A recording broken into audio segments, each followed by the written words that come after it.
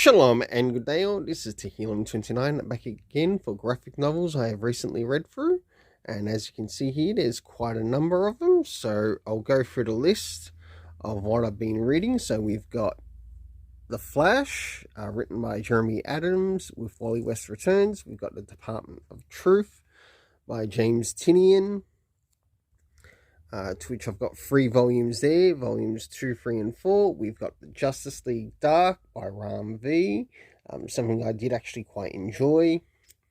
Then we move into the death metal, or the Dark Knight's metal and death metal stuff, to which we have The Batman Who Laughs. We also have The Darkest Night, Multiverse Who Laughs, War of the Multiversity, and death metal itself. This is something that I picked up through Mad Cave through my LCS, and it's called Honor and Curse. It's quite an interesting little series, as it sort of like follows, like, I guess 2 ninja clans, the only way to put it. Devil's Red Bride, Something Is Killing the Children, North 40, which has a bit of a zombie-esque like story to it.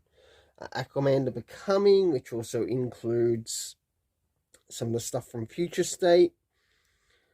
Rise, Fence, Volume 5, Rise, by C.S. Pascat. It's definitely a series I do enjoy. And yes, you do have queer characters in it, and I also like the execution of them. And they're not super in your face, but they do other things too. We, of course, have Deadly Class, the last couple of volumes to the series. Ronan Island by Greg Pak, which has been really enjoyable. Radiant Black, Volume 3. And last but not least, Flashpoint Beyond, which I just finished. So I'll go back to the beginning, and I'll start to give my rating for the art and the story. So for the story, to which we cover the return of Wally West, and with being written by Jeremy Adams, I have really enjoyed this story, and I'm really looking forward to reading through future volumes of the Jeremy Adams Flash, as he is actually someone who has really got me to enjoy the character of the Flash. I'm not a fan of maybe Barry Allen, but I do like what he did with Wally West here, considering there has been a lot of damage being done to his character. But I also like how he has also helped recover the character too. I prefer Jeremy Adams over Joshua Williamson, and that's all I can say.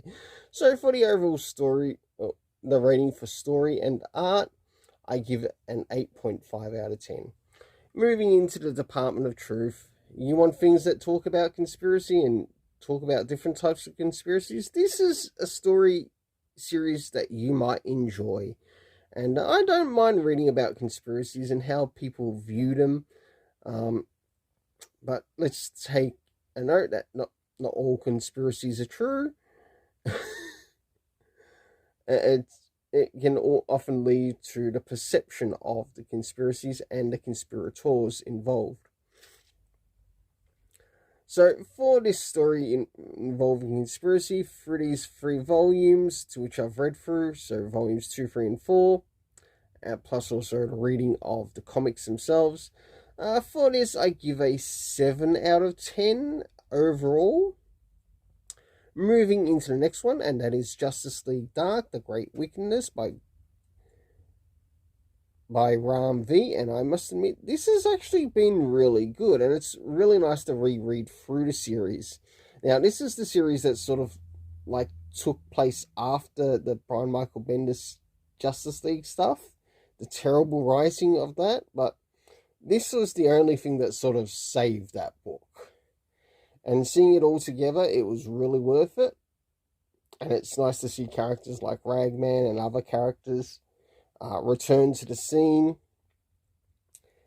What I would like to see is maybe the original person who sort of like gave us Justice League Dark to sort of like return to Justice League Dark. And I believe that was Tynion himself. But for what Ram V did here, I give a 7.5 out of 10. Moving into, well, the death metal and Batman Who Laughs related stuff here.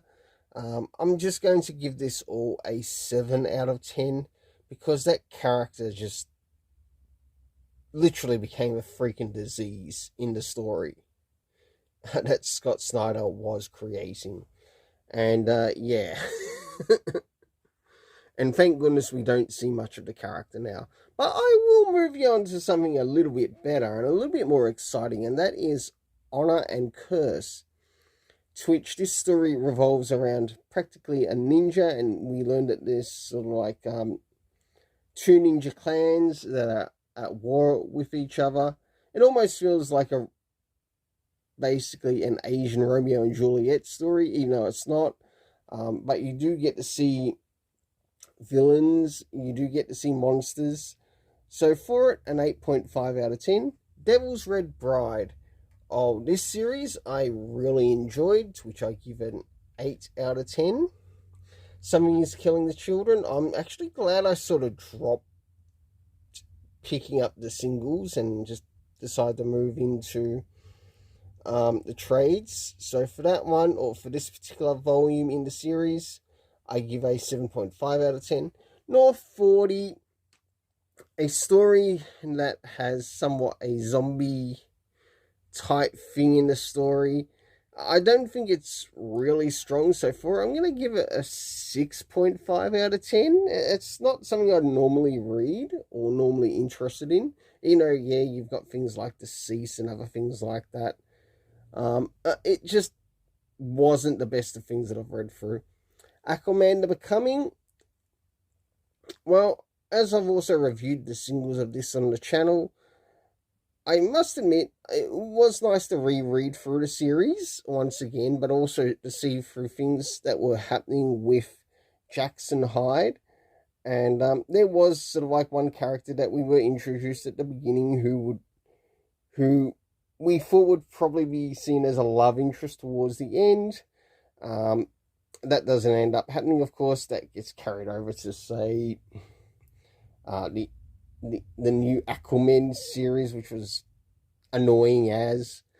But I think for what this series was, it was alright. So a 7 out of 10. Fence, Volume 5, Rise, as we follow the character of Nicholas and his fellow members of his fencing club at Halverston, and also seeing their bouts between each other as they earn points. For this, I give a 7 out of 10. Deadly Class, the last 3 volumes of the series. It took a really interesting turn in regards to the end of this series, to which I'll give it a 7.5 out of 10. Now, moving into Greg Pak's Ronan Island, I really had a lot of trouble with this series in the singles, but finally getting a hold of it and reading it all in the trades, it feels like it made a little bit more sense. And I wonder if with Ronan Island that they might make it into an animated series, because I think it might be alright as an animated series, because by the time that this video goes up, we've already got the Mech Cadets animated series going, and I think this might actually be alright for an animated series. Yes, the story does get a little bit blurry along the way, but reading it and finishing it overall, I give a 8 out of 10. Moving into Volume 3 of Radiant Black, I give a 7 out of 10. And last but not least, we have Flashpoint Beyond, which has Jeff Johns, Jeremy Adams, Tim Sheridan, who is not a very well-liked writer in any way, shape, or form.